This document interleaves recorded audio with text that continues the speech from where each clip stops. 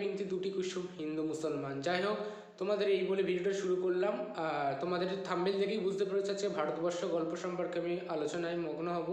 যাই হোক, তোমাদের ভারতবর্ষ গল্পটা একটা থুত্তুরে ভিখারি বুড়িকে কেন্দ্র করে। যাই হোক, আমরা একে বিন্দু দুটি কুসুম হিন্দু মুসলমান, আমাদের রক্ত একই, বিভেদতা আলাদা থাকলেও আমরা একই মায়ের পেটের সন্তান, সবই আমাদের এক।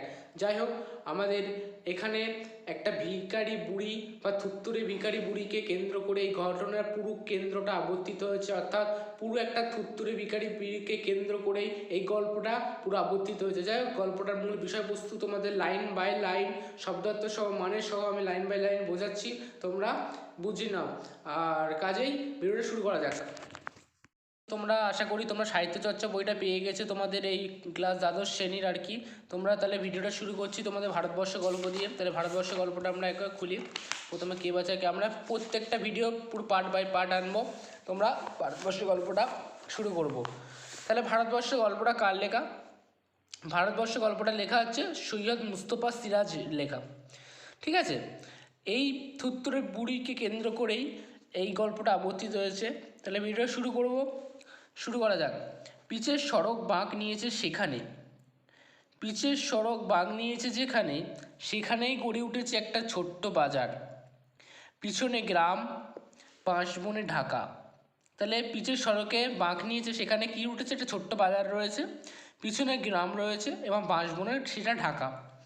গ্রামে বিদ্যুৎ নেই, তাই মাঝে মাঝে বিমর্ষ সভ্যতার মুখ চোখে পড়ে। যখন কি না কাঁচা পথ ধরে সবুজ ঝোপের ফাঁকে এগিয়ে আসে কোনো যুবক বা যুবতী, পরনে যা পোশাক তা আহমেদাবাদের কারখানায় তৈরি। তাহলে যেখানে সবুজ ঝোপের ফাঁকে এগিয়ে আসা কোনো যুবক বা যুবতীর মানে যে গায়ের পোশাকটা ছিল সেটা আহমেদাবাদের কারখানায় তৈরি। কিন্তু বাজারে বিদ্যুৎ আছে, তিনটে চায়ের দোকান। তোমাদের প্রশ্নে বারবার এটা কিন্তু রিপিট আছে যে কটা চায়ের দোকান, কটা সন্দেশের দোকান, এগুলো আসতেই পারে। তোমাদের বাজারে ছিল তিনটি চায়ের দোকান, তোমরা ভালো করে মনে রাখবে। দুটো সন্দেশের, তিনটে পোশাকের, একটা মনোহারি, দুটি মুদিখানার, আর একটা আছে আড়ত আছে, ঠিক আছে। আর একটা হাস্কিং মেশিন আছে। হাস্কিং মেশিন বলতে কি জানো তোমরা? হাস্কিং মেশিন বলতে বোঝায় তোমাদের যে ধান গুঁড়ো করে, মানে ধান খড় গুঁড়ো করে বা যেগুলো চাল ভাঙায় আর কি, ধান ভাঙিয়ে চাল হয় তো, ওই ধান ভাঙিয়ে যে চালের মেশিনটা সেটাকেই হাস্কিং মেশিন বলা হয়। তার পিছনে ইটভাটা আছে। তারপরে কি বলছে? চারপাশে গ্রাম থেকে লোকেরা আসে, রাত 9টা অবধি জোর জমজমাটি ভাব। তাহলে রাত 9টা অবধি সেই বাজারে জমজমাটি লোক থাকে, তারপর সব ফাঁকা। তারপরে রাত 9টার পরে সেই বাজার সব পুরো ফাঁকা হয়ে যায়। তারপরে কি বলছে? শুধু কিছু আছে জলে, কিছু নেড়িকুত্তার ছায়া ঘরে পিচের ওপর, মাঝে মাঝে চলে যায় ট্রাক দূরের শহরের দিকে। আবার চুপচাপ বাঁকের মুখে আদ্যিকালের বটগাছে পেঁচার ডাকও স্তব্ধতার অন্তর্গত মনে হয়। তাহলে বাঁকের মুখে আদ্যিকালের যে বট গাছ আছে, মানে আগেকারের যে বট গাছ, সেখানে প্রাচীন পেঁচার ডাকও স্তব্ধতা মানে স্তব্ধতা মনে হয় আর কি। মানে যখন বাজার অফ হয়ে যায় তখন পেঁচার ডাকও সেখানে নীরবতা বিরাজ করে। সময়টা ছিল শীতের। বাজারের উত্তরে বিশাল মাঠ থেকে কনকনে বাতাস বয়ে আসছিল সারাক্ষণ। তার আকাশ ধূসর হলো মেঘ, হালকা বৃষ্টি শুরু হলো। রাঢ় বাংলার শীতে এমনিতেই খুব জাঁকালো, বৃষ্টিতে হলো ধারালো। ভদ্রলোকে পৌষে বাদলা বলে। তাই রাঢ় বাংলার শীতে তার সাথে বৃষ্টি হলে তাহলে ভদ্রলোকেরা কী বলে? পৌষে বাদলা। আর ছোটো লোকে যারা কী বলে? ডাওর। এটা পরীক্ষায় বারবার আসে, পৌষে বাদলা ডাওর কাকে বলে। আর বৃষ্টির সঙ্গে বাতাস জোরালো হলে তাকে বলা হয় ফাঁপি। তাহলে যদি তোমার শর্ট কোশ্চেন এমসিকিউ বারবার আসে বা এমসিকিউতে, তাহলে বৃষ্টির সঙ্গে বাতাস জোরালো হলে তাকে ফাঁপি বলে। আর ডাওর আর বাদলার পৌষে বাদলাটা তোমরা দেখে রাখবে। সেবার এই আবহাওয়া হলো ফাঁপি। তাহলে ফাঁপি হয়েছিল সেবারে, বৃষ্টির সঙ্গে বাতাসের জোরালো হাওয়া বইছিল বলে সেই আবহাওয়াটা ছিল ফাঁপি। তখন দূরের মাঠে ধান হয়নি। তাহলে এই অকাল দুর্যোগে ধানের ক্ষতি প্রচণ্ড, তাই লোকের মেজাজ গেল বিগড়ে। তোমাদের কোশ্চেন বারবার আসে কিন্তু, কেন লোকের মেজাজ বিগড়ে গেল? এই অকাল দুর্যোগে যে ধানের প্রচণ্ড ক্ষতি হয়েছে তাই লোকের মেজাজ বিগড়ে গেল। চাষাভুষা মানুষ চায়ের দোকানে আড্ডা দিতে দিতে প্রতীক্ষা করতে থাকতো। মানে এবার চাষাভুষা মানুষ যারা চাষবাস করতো তারা চায়ের দোকানে তখন এই আবহাওয়া, মানে এই যে একটা অপ্রতিকূল একটা আবহাওয়া চলছে, তাহলে তারা চায়ের দোকানে তখন সেই সময় আড্ডা দিত। সেই সময় একটা অপেক্ষা করতো রোদ ঝলমলে একটা আবহাওয়ার, ঠিক আছে। এবং মুণ্ডুপাত করতে থাকলো আল্লাহ ভগবানের। মুণ্ডুপাত কি মানে হচ্ছে ভগবান ও আল্লাহকে ডাকতে থাকলো যে একটা কখন রোদ ঝলমলে একটা পরিবেশ উঠবে। শেষ অবধি ক্ষিপ্ত কোনো যুবক চাষি চেঁচিয়ে বলে দিল, মাথার ওপর আর কোনো শালা নেই রে, কেউ নেই, কেউ নেই মাথার ওপর। তখন যা খুশি করা যায়। ক্ষিপ্ত মেজাজে কথায় কথায় তর্ক বাঁধে, মারামারি উপক্রম হয় এবং তর্কের কোনো প্রসঙ্গ অপ্রসঙ্গ নেই, একটা কিছু পেলেই হলো। মানে তর্ক প্রসঙ্গ না, একটা কিছু যদি তর্ক পেয়েও থাকে কথা সেই নেই, তারা তর্ক বাঁধিয়ে দিচ্ছে চায়ের দোকানে। সেই দুরন্ত শীতের অকাল দুর্যোগে গ্রামের ঘরে বসে কারো সময় কাটে না, সবাই চলে আসে সভ্যতার ছোট উনুনের পাশে হাত পা সেঁকে নিতে। তাহলে কি সেই সময় অকাল দুর্যোগ যে চলছে, সেই জোড়ো বাতাসের সাথে যে বৃষ্টি চলছে, সেই সময় ঘরের কারোর মন বসে না, সেই চায়ের দোকানে উনুনের পাশে বসে সবাই একটু হাত পা গরম করে নেয়। এইটুকুই যে সুখ তখন। এবং অলস দিন কাটানোর একঘেয়েমি দূর করতেই নানান কথা আসে। বোম্বাইয়ের অভিনেতা অভিনেত্রী কিংবা গায়ক, অথবা ইন্দিরা গান্ধী মুখ্যমন্ত্রী, এমএলএ, নয়তো সারা বাউরি, সে সবাই এসে পড়ে। জোর কথা কাটাকাটি হওয়ায় চাওয়ালার বিক্রি বাট্টাও বাড়ে। তার মানে কি চাওয়ালার এবার এদিকে বিক্রি বাট্টা হচ্ছে, এত যে মানে লোক জমে যাচ্ছে এই ওয়েদারে, মানে এই যে অপ্রতিকূল একটা পরিবেশে যে তার চায়ের দোকানে ভিড়ভাট্টা হচ্ছে, চাওয়ালার দিকে লাভও হচ্ছে। ধানের মরশুম আজ না হোক কাল, পয়সা পাবেই, তাই ধারের অঙ্ক বেড়ে চলে। কখন ধারের অঙ্ক বেড়ে চলে? মানে এখন ধানের মরশুম, আজ না হোক সে কাল পয়সা অবশ্যই পাবে, তাহলে এইভাবে ধারের অঙ্ক বেড়ে চলে। সেই সময় এলো এক বুড়ি। এখান থেকে তোমাদের পাঠ শুরু হচ্ছে, মূল গল্পের পাঠ এখান থেকে শুরু হচ্ছে। সেই সময় এলো এক বুড়ি, তাহলে সেই ভিখারি থুড়ে কুজো ভিখারি বুড়ি, তার চেহারা বর্ণনা কীভাবে লেখক দিচ্ছেন সৈয়দ মুস্তফা সিরাজ। তাই লেখক এবার বুড়িকে কীভাবে সম্বোধন করেছে দেখো, থুত্তুরে কুজো ভিখারি বুড়ি, রাক্ষসী চেহারা, এক মাথা সাদা চুল, ছেঁড়া নোংরা একটা কাপড় পরনে, গায়ে জড়ানো তেমনি চিটচিটে তুলোর কম্বল, এক হাতে বেটে লাঠি, পিচের পথে ভিজতে ভিজতে দিব্যি একই তালে হেঁটেছে এলো। তাহলে কি এটা হচ্ছে ভিখারি বুড়ি বা কুজো বুড়ির যে বর্ণনা, মানে দেখে লেখক কীভাবে দিয়েছে সেটা তোমাদের এই লাইনের মধ্যে আছে। খয়া খুরবুটে মুখে তার সুদীর্ঘ আয়ুর চিহ্ন। খয়া খুরবুটে মানে কি, মানে একটু হাইট, মানে আর কি শর্ট। মানে তর্কের মধ্যে চায়ের দোকানে ঢুকে চা চাইলো। তাহলে সেই সময় যখন কথা তর্কতর্কি হচ্ছে মানুষের মধ্যে, সেই সময় ওই বুড়ি চায়ের দোকানে ঢুকে এক কাপ সে চা চাইলো। তাকে দেখে সবাই তর্ক থামালো, মানে বুড়িকে দেখে সবাই তর্ক থামালো। এতক্ষণ যে তর্ক চলছিল সেই তর্ক বুড়িকে দেখে থামালো। এই দুর্যোগে কীভাবে বেঁচে পড়তে হেঁটে আসতে পারলো সেটাই সবাইকে অবাক করেছিল। বারবার এই কোশ্চেনটা তোমাদের আসে, সেটাই সবাইকে অবাক করেছিল। কোনটা? এই দুর্যোগে ভিখারি বুড়ি যে চায়ের দোকানে এসে চা চাইছে সেটাই সবাইকে অবাক করেছিল। চা খুব আরামে গিলে বুড়ি সবার মুখের দিকে তাকালো, কিন্তু কিছু বলল না। তখন একজন তাকে জিজ্ঞাসা করলো, ও বুড়ি, তুমি এলে কোথাকে? বুড়ি বড় মেজাজি গজগজ করে জবাব দিল, সে কোথায়, তোমাদের কাজ কি বাছারা? ওরা হেসে উঠলো, ওরে বাবা, ভারী তেজি দেখছি। এই বাদলায় তেজি টাট্টুর মতো বেরিয়ে পড়েছে। এটা বারবার তোমাদের কোশ্চেন, তেজি টাট্টুর মতো এই বুড়ি বেরিয়ে গেছে। বুড়িকে যখন তারা মানে সম্বোধন করেছিল, বুড়ি মেজাজি গজগজ করে জবাব দিল। যাই হোক, বুড়ি খেপে গেল, তোমাদের কথাবার্তা টাট্টু, খবরদার অকথা কুকথা বলো না, আমি যেখান থেকেই আসি লোকের কি। একজন ঠান্ডা মাথায় বলল, ও বুড়ি, তুমি কোথায় তাই জিজ্ঞেস করছে এরা, তোমাদের মাথায়? বলে সে কম্বলের ভেতর থেকে একটা ন্যাকড়ার বাঁধা পয়সা খুলতে থাকলো। তারপর চায়ের দাম মিটিয়ে আবার রাস্তায় নামলো। লোকেরা চেঁচিয়ে উঠলো, মরবে রে, নিঘাত মরবে বুড়িটা। বারবার কোশ্চেন আসে, কিন্তু ডাক দিয়ে রেখো একটু। বুড়ি ঘুরে বললো, তোরা মর, তো শতগোষ্ঠী মরুক। বারবার ল্যান্ডে তুলে কিন্তু 5 মার্কসের কোশ্চেন আসে তোমাদের। সবাই দেখলো বুড়ি নড়বড় করে বাঁকের মুখে বারতলায় গেল। বটতলা ফাঁকা, মাটি ভিজে প্রায় কাদা কাদা রয়েছে। সে অবাক চোখের সামনে সেখানে গিয়ে বুড়ির কাছে একটা মোটা শেকড়ে বসে পড়লো। সেই বুড়ি যে একটা বট গাছ ফাঁকা পেয়েছে, সেখানে গিয়ে বট গাছের শেকড়ের তলায় বসলো। শেকড়টার পেছনে বুড়ির গায়ে খুদল আছে, সেখানে পিঠ ঠেকিয়ে পা ছড়ালো সে। বোঝা গেল বুড়ির অভিজ্ঞতা প্রচুর আছে।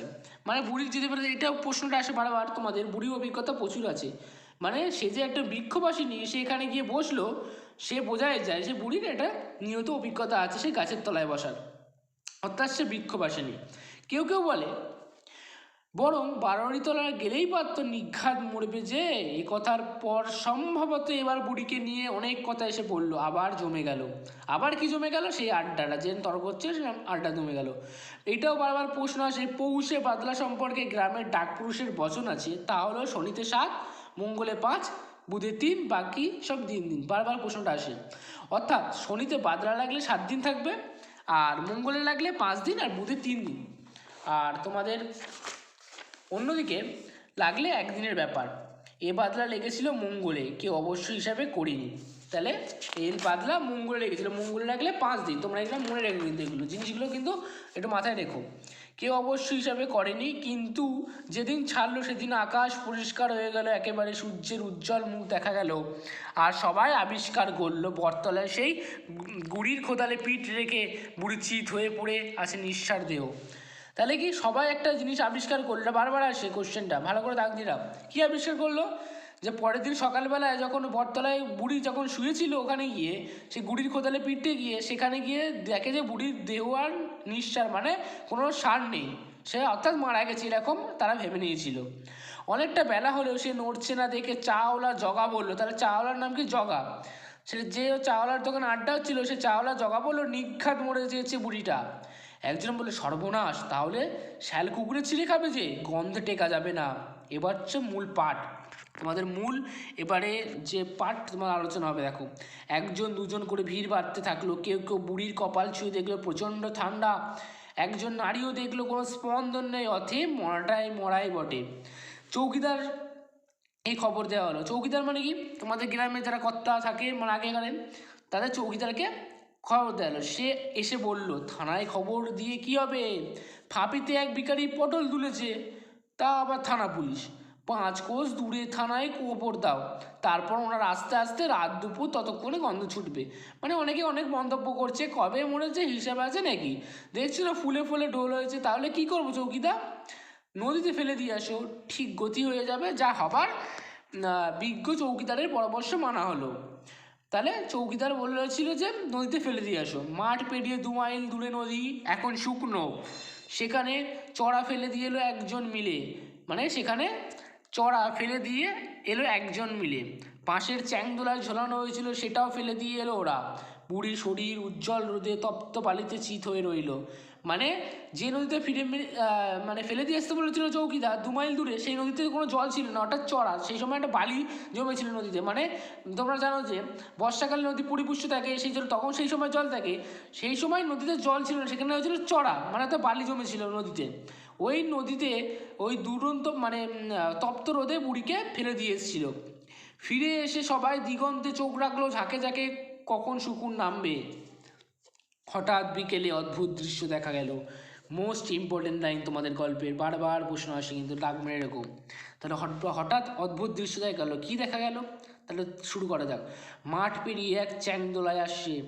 সেটা যখন বাজারে পৌঁছালো, তখন জানা গেল ব্যাপারটা। সেই বুড়ির মরাটাই তুলে নিয়ে আসছে মুসলমান পাড়ার লোকরা।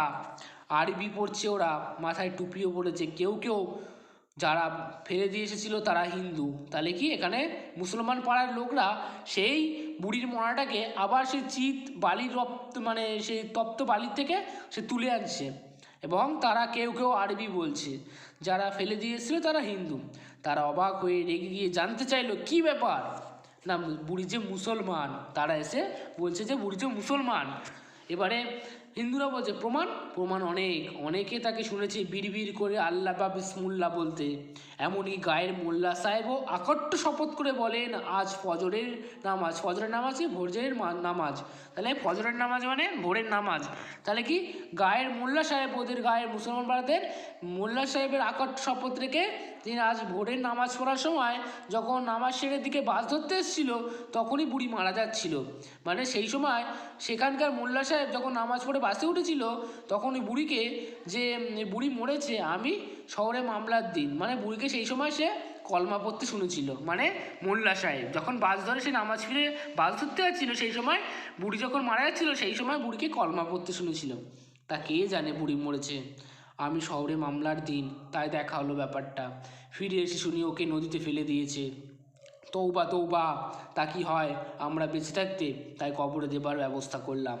গায়ের ভট্টাচার্য মশাই সবে বাস থেকে নেমেছেন, উঁকি মেরে সব দেখে শুনে বললেন, অসম্ভব, আমিও মোল্লার সঙ্গে একই বাসে আজ শহরে গিয়েছিলাম। আমি স্পষ্ট শুনেছি বুড়ি বলছিল শ্রীহরি শ্রীহরি শ্রীহরি। তাহলে কি সেই মোল্লা সাহেবের সঙ্গেই গায়ের ভট্টাচার্য মশাইও নাকি একই বাসে গিয়েছিল, সে বুড়িকে স্পষ্ট বলতে শুনেছে শ্রীহরি শ্রীহরি শ্রীহরি। তাহলে ব্যাপারটা এবার কিন্তু জমে গেল। তারপর সপক্ষে অনেক প্রমাণ জুটল। নকরি নাপি দিব্যি করে বলল, কাল আমি কামাতে বসবো, বটতলায় এসেছিলাম, দেখলাম বসা যাবে না। তখন বুড়িকে স্পষ্ট বলতে শুনেছি, আপন মনে বলছে, কি বলছে, হরি বল হরি বল। তাহলে এবার ফজলু শেখ কী বলছে দেখো, এগুলো কিন্তু লাইন বাই লাইন তোমরা মনে রেখো। আমি সকর্ণ শুনেছি বুড়ি লা ইলাহা ইল্লাহ বলছে। তাহলে বুড়ি সপক্ষে। তারপর নিবারুনবাগ ধীর রাগী লোক, একসময় দাগি ডাকাত ছিল, চেঁচিয়ে উঠল, মিথ্যে, করিম ফরাজি এখন খুব নামাজ পড়ে এবং বান্দা মানুষ। একদা, বান্দা মানে আগেকার মানুষ, একদা সে ছিল পেশাদার লাঠিয়ার, মানে করিম ফরাজির এক সময় ছিল পেশাদার লাঠিয়ার। নিবারণের চেঁচানিতে বরদাস্ত করবে কেন সে? আরও চেঁচিয়ে উঠল, খবরদার। বর্ষা বেড়ে গেল। বর্ষা মানে তর্কতর্কি, মানে একটা ঝামেলার সৃষ্টি হবে এরকম একটা। বর্ষা বেড়ে গেল, তর্কাতর্কি, উত্তেজনা, হল্লা চলতে থাকলো। তারপর দেখা গেল একদল লোক সেই বাঁশের চ্যাংদোলাটা নিয়ে টানা শুরু করেছে, মানে বুড়ির সেই মরার দেহের যে ওপর যে চ্যাংদোলার ওপর শুয়ে রয়েছে সেই বাঁশের টানা নিয়ে শুরু করেছে। দেখতে দেখতে প্রচণ্ড উত্তেজনা ছড়ালো চারিদিকে। বারবার প্রশ্ন আসে, দেখো দোকানগুলোর ঝাঁপ বন্ধ হতে থাকলো। আর তারপরে দেখা গেল গ্রাম থেকে অনেক লোক দৌড়াচ্ছে, সবার হাতে মারাত্মক অস্ত্রশস্ত্র।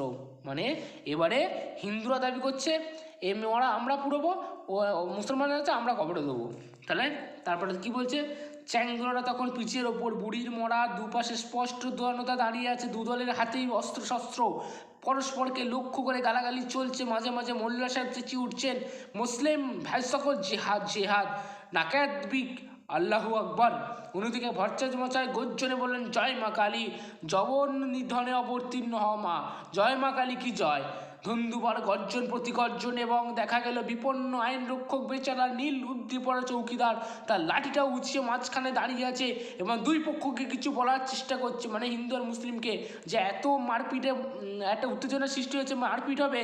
তখনই মুসলিম পক্ষ এক পায়ে গিয়ে আসে, সে মরিয়া লাঠিটা উঁচে ঢুকে গজ্জায় সাবধান। আবার হিন্দু পক্ষে এগোলে সে একইভাবে সেদিকে লাঠি ঢুকে খবরদার। তাহলে সেই সময় ভট্টাচার্য মশাই হিন্দু পক্ষেকেও সাবধান করছে, মুসলিম যেন যাতে কোনো ঝগড়া বা মারপিটের সৃষ্টি না হয়। কতক্ষণ সেই মুখী জনতাকে ঠেকিয়ে রাখতে পারতো কে জানে, মানে ভট্টাচার্য মশাই যে হিন্দু মুসলমানকে কতক্ষণ ঠেকিয়ে রাখবে এইভাবে। সে এবার পর্যায়ক্রমে পাগলের মতন দুদিকে একবার করে লাঠি উঠতে শুরু করলো, খট খট খট খট শব্দে থাকলো। তারপর দেখা গেল এক অদ্ভুত দৃশ্য, দুবার দেখা গেল। এদিকেও একটা অদ্ভুত দৃশ্য আছে, এদিকেও একটা অদ্ভুত দৃশ্য আছে। ওটা হঠাৎ বিকেলে, আর এটা শুধু দেখো এই লাইনটা তুলে বারবার কিন্তু কোশ্চেন আছে। তারপর দেখা গেল অদ্ভুত দৃশ্য, বুড়িটার মনটা নড়ছে। যেই সময় এত ধুমধুমার মারপিট দাঙ্গা দাঙ্গি সবার সৃষ্টি সেই মুহূর্তে হিন্দু মুসলমানের মধ্যে, সেই সময় বুড়ির মরাটা আবার হঠাৎ নড়ে উঠল। গল্পে আবার একটা টুইস্ট এলো, অর্থাৎ গল্পে একটা রোমাঞ্চকর মুহূর্ত। নড়তে নড়তে উঠে বসার চেষ্টা করছে সেই বুড়ির দেহ। দুদিকের সশস্ত্র জনতা ফ্যাল ফ্যাল করে তাকিয়ে আছে। দুদিকে সশস্ত্র জনতা মানে হিন্দু আর মুসলমানের কথা বলা হচ্ছে এখানে। চৌকিদার হাঁ করে দেখছে। তারপর বুড়ি উঠল, উঠে দুদিকে তাকালো, ভিড় দুটোকে দেখলো, মুখটা বিকৃত হয়ে গেল, বিকৃত মানে শুকিয়ে গেল। সেই বিকৃত মুখে ফ্যাক ফ্যাক করে হেসে উঠল সে। তাই বুড়িটা সে ফ্যাক ফ্যাক করে হেসে উঠল। চৌকিদার এতক্ষণে মুখ খুলে বলল, বুড়িমা তুমি মরনি? এবার বুড়ি তার উত্তরে বলছে চৌকিদারকে, মর, তুই মর, তোর শতগোষ্ঠী মরুক। দুদিকের ভিড় চেঁচিয়ে উঠল, বুড়ি তুমি মরনি, তোরা মর, তোর মুখ পোড়া, তোরা মর মুখ পোড়া। তাহলে বুড়ি এবার এতটাই রেগে গেছে, বুড়ি তুমি হিন্দু না মুসলমান, বুড়িকে তারা জিজ্ঞাসা করলো। বুড়ি খেপে গিয়ে বলল, চোখের মাথা খেয়েছিস মিনসেরা, দেখতে পাচ্ছিস না? ওরে নরকে কোড়া, ওরে সুকুঞ্চ কোড়া, মানে বুড়ি এতটাই কীভাবে সম্বোধন করা যায় দেখো সবাইকে, ওরে নরকে কোড়া, ওরে সুকুঞ্চ কোড়া, আমি কি তা দেখতে পাচ্ছিস নে, চোখ গেলে দেবো, যা পালা। বলে সে নড়বড় করে রাস্তা ধরে চলতে থাকলো। ভিড় সরে তাকে পথ দিল, সেই স্রোতের আলোয় সে ক্রমশ আবছা হয়ে গেল। বারবার লাইনটা আসে কিন্তু পরীক্ষায়, মানে শেষ রোদের আলোয় যখন ওই দুটো সশস্ত্র জনতা অর্থাৎ হিন্দু মুসলমান যে ভিড় ছিল, যে উত্তেজনাপূর্ণ, সেই মাঝখান দিয়ে সে বুড়ি ক্রমশ রোদের আলোয় সে চলতে থাকলো বা আবছা হয়ে গেল। তাহলে এই বুড়ি এর মধ্যে দিয়েই হিন্দু আর মুসলমানকে এক করতে চেয়েছেন, যে বলেছিলেন যে হিন্দু আর মুসলমান সবই আমাদের একই, আর একই বৃন্তে দুটি কুসুম হিন্দু মুসলমান। যাই হোক, এই ভিডিওটা শেষ করলাম। ভালো লাগলো অবশ্যই লাইক করো, শেয়ার করো। আবার নেক্সট ভিডিও দেখাচ্ছে বা তোমাদের সাজেশনমূলক ভিডিও দেবো আমি ক্লাস 10, 12 সব কিছুরই। আবার নেক্সট ভিডিও দেখাচ্ছে। ভালো থেকে সুস্থ করে, বাই বাই।